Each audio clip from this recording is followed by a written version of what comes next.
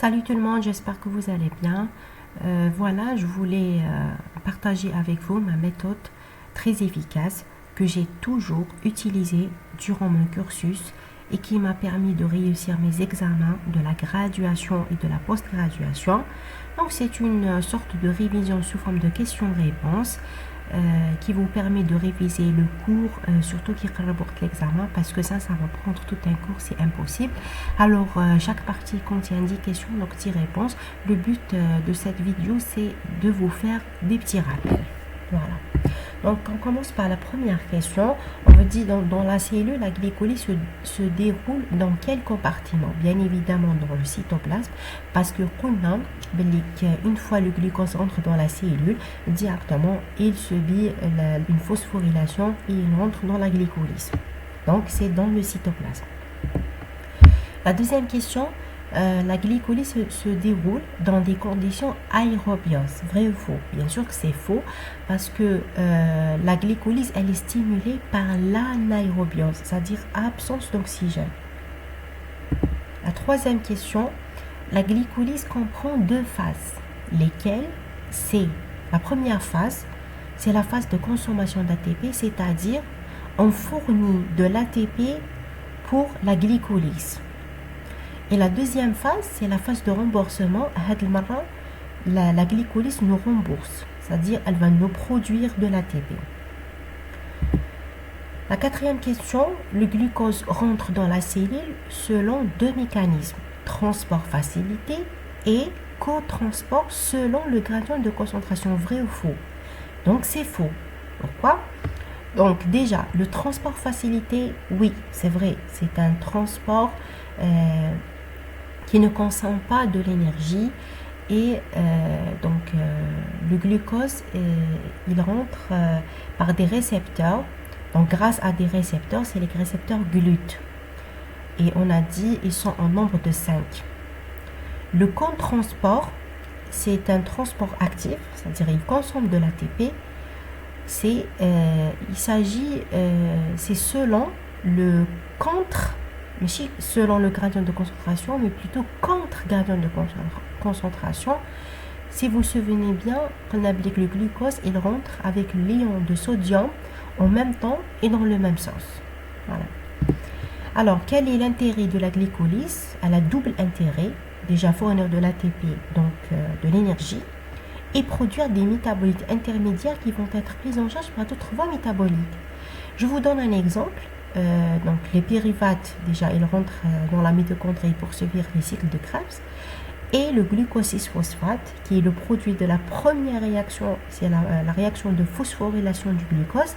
Le glucose 6-phosphate, il rentre dans la voie de pentose phosphate, qu'on va voir après. Voilà.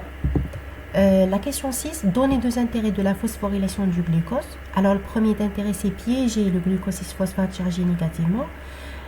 Parce qu'il faut savoir que la molécule, une fois chargée, elle ne peut pas traverser la membrane cytoplasmique. Donc, c'est pour ça qu'on dit elle permet de le piéger. Et maintient un gradient de concentration entre les deux compartiments extra- et intracellulaires qui est favorable à l'entrée du glucose. Voilà. La septième question, donne les trois différences entre l'exokinase et glucokinase. Donc, il y a la différence, c'est par exemple l'exokinase, elle est ubiquitaire, c'est-à-dire qu'on voit partout. Par contre, le gluco, c'est au niveau du foie et du pancréas. Quand on dit exokinase, c'est-à-dire non spécifique du glucose, elle agit sur tous les exos. Par contre, gluco, elle agit spécifiquement sur le glucose. Aussi, l'exo, elle a une forte affinité pour le glucose, mais le gluco, faible affinité. L'exokinase, elle est toujours active et la régulation donc allostérique. Par contre, glucokinase, elle est active en postprandial, c'est-à-dire après un repas, et le contrôle, c'est par l'insuline.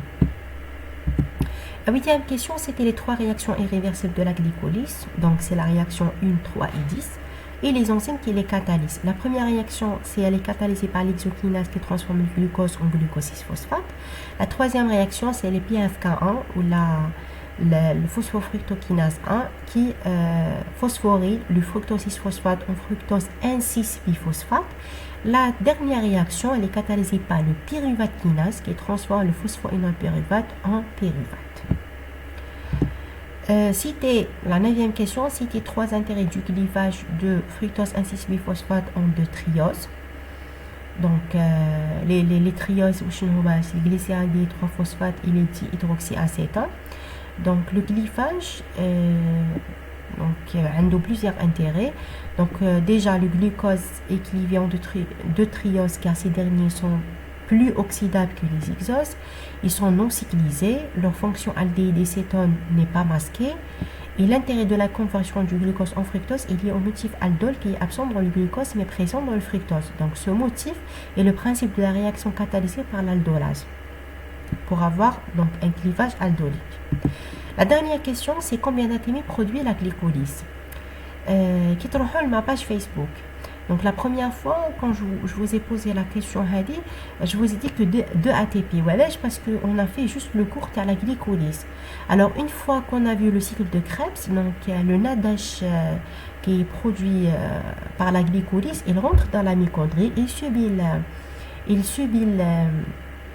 bien sûr la phosphorylation oxydative. Donc, pour avoir de l'ATP, donc au total, on aura 8 ATP. Ninja 8 ATP, c'est 2 plus 6. Voilà. On a fini pour cette partie. Donc, la prochaine vidéo, on va voir la deuxième partie. Et merci pour votre attention.